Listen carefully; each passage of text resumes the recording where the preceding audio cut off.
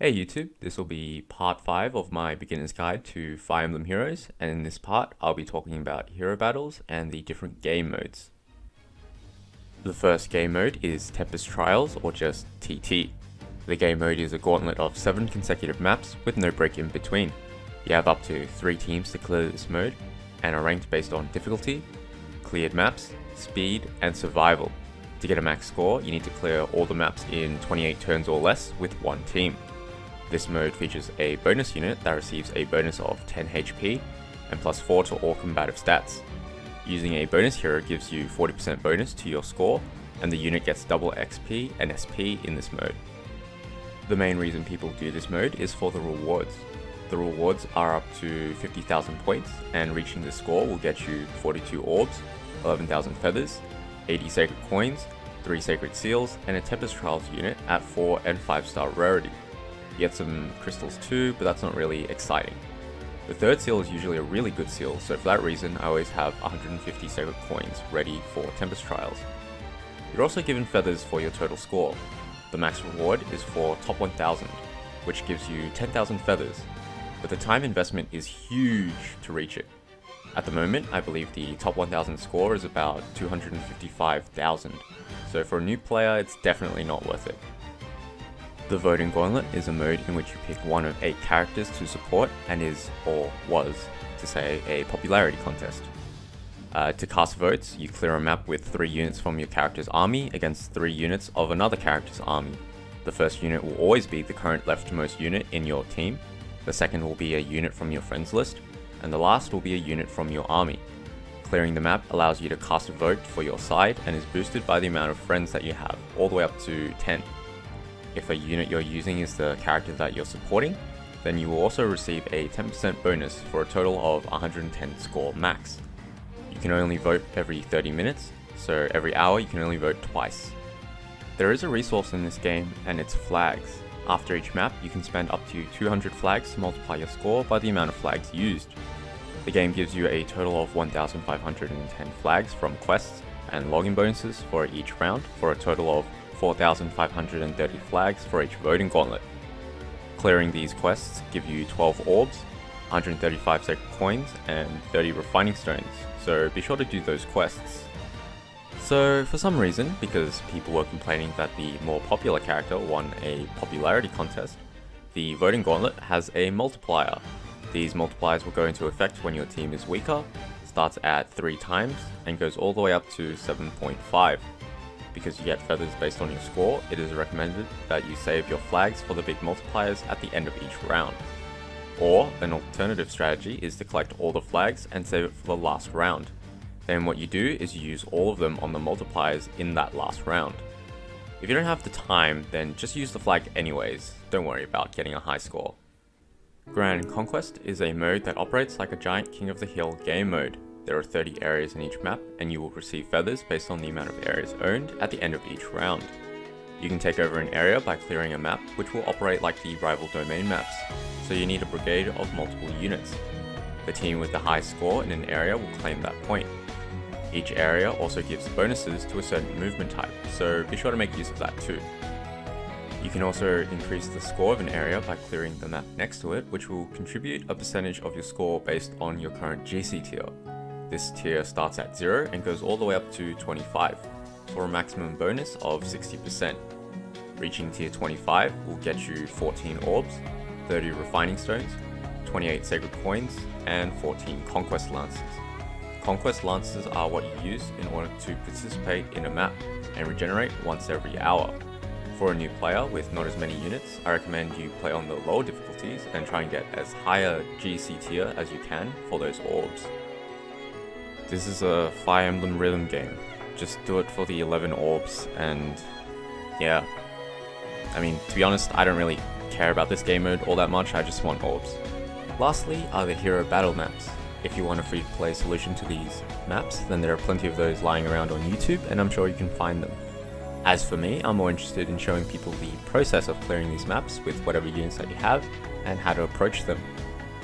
The first thing you want to do is look for trap areas. What I mean by this is look for the areas that are obviously bait squares that will lure units to their doom. From here, you should look at the points in which you can bait, as most of these maps will have enemies waiting until someone is within range. If you have one of these maps, then this gives you time to move your units into position and then bait with the right ally. From here, there's a lot of trial and error seeing what you can do or what you need to do to take out a certain unit. I mean, I get some people don't have the time or patience for that, but if that's the case, then just, use a free-to-play guide. If you have a merged unit with premium skills, then it's very possible to brute force this challenge with that unit. Like with the arena, I have a Grand Hero Battle Infernal clear to show you guys how people would approach clearing these maps. Okay, so before I head into the Grand Hero Battle, I'm going to explain my team. I'm going to be using Self because, well, he's my mascot. Delthea is there to give the Dark Aura and Hone Speed support. Soren is there because Chill Attack helps him tank really well, and Priscilla's there because she's a healer and she's running Recover Plus. Onward. Blah blah blah blah blah. Like with Arena, the first thing you want to do is check the enemy skills. Generic Lance Fighter with Ignis, a Cleric with Wings of Mercy and Recover. This Cleric will heal about 30 HP. That can be pretty annoying. We have a Water Boost Xander with Guard and Panic Ploy. So with Panic Ploy and 70 HP, myself will definitely get Panic Ployed. That means that I want to avoid this entire column when I want to pick a spot to bait. These green mages should be no problem for Self with Divine Tearfing and Deflect Magic. And a 48 attack Sword Fighter that shouldn't do much to Self. Let's move our units into position. Let's go. Let's see. As you will. Okay, so Self is running attacks mode, so if you were to bait one of these green mages, that's going to weaken this Xander. So, turns out Chill Attack isn't as useful on this map, but it's still a useful skill anyways. So what I'm going to do is I'm going to put myself in this spot here. I could put him in this spot here, but then he'd be further away from this choke point, and this choke point is really, really important. The reason why I want to take this choke point is the enemies are going to get backed up in this area, and at most, he's only going to be able to be attacked by 2 units because I'm going to take out this Sword Fighter. You'll see what I mean. Understood. So I'm going to play Self here, Delthea here, Let's and see. Soren here, Onward. and Priscilla here.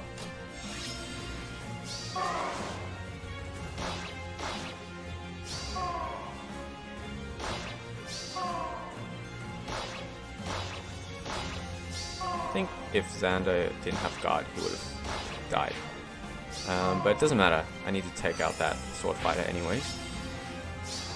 So because most of my units are grouped up on the right, all the enemy units went to the right here. And now all I have to do is take out this Xander and then plug up this choke point.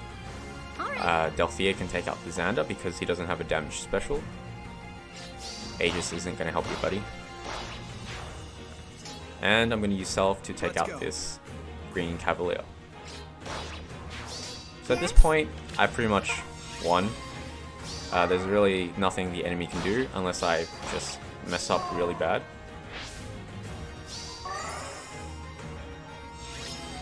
Soren can take out this Lance Fighter. Very well. As you will. And Self can take out this Cleric. Yeah? Onward. Actually, Self can just handle the rest of this map by himself. Let's go.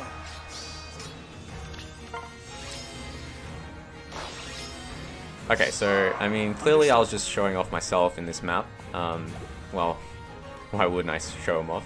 But the general idea is basically you want to bait a unit first, and you want to pick a good spot to bait a unit, and you want to keep track of all the enemy skills as well. What can I do? And you want to manipulate the AI into doing what you want to. I just happen to be able to brute force this map, but the principle still stands. This will be part 5 of my beginner's guide, Hope you enjoyed this video.